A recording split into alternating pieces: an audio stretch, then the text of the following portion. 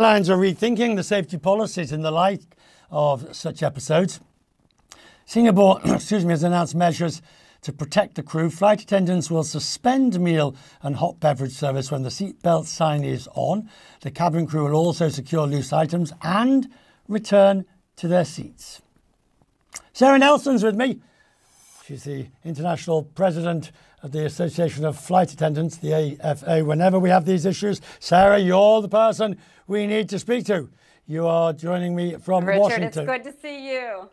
Now look, Sara, I can see why Singapore has done what it's done, but it's not practical. You've already got carts out. You've got meals on trays at people's seats. The galley is already a disaster area from as they've prepared food. Now, unless it's really bad turbulence, you can't, every time the seatbelt sign goes on, start tidying up and sitting down.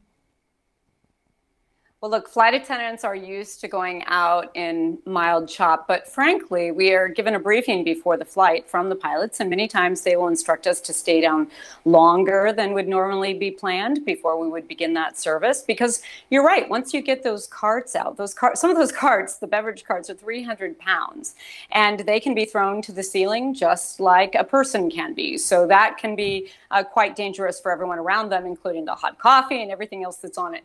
You are correct that it is not always practical to have everything buckled up, but what we do tell passengers is that when you are in your seat, whether the seatbelt sign is on or not, keep that seatbelt fastened. Why do you think we don't?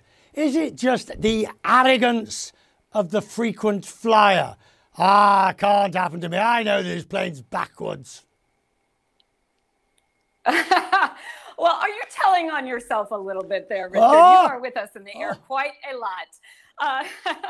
But I think people become very comfortable when these events don't happen.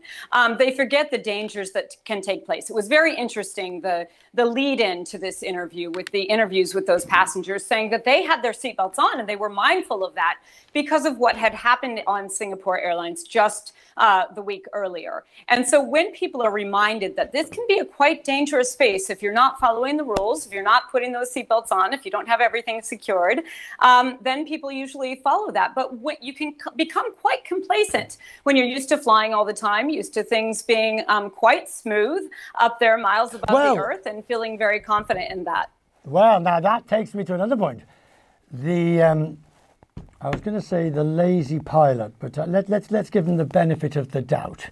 The overly cautious pilot that puts the seatbelt sign on, you jiggle about in the air for 20 minutes, and the seatbelt sign doesn't go off for the next 2 hours.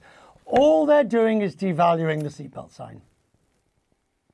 So I think that it is very important that there is good communication all the time. As you know, when there is a delay and you have crew communicating with the passengers, then people tend to stick with the crew, tend to stick with the airline. In fact, there was a situation recently where an entire airline applauded when the pilot canceled the flight because he said he had been keeping them up to date with the safety concerns, and he ultimately said he didn't think it was safe.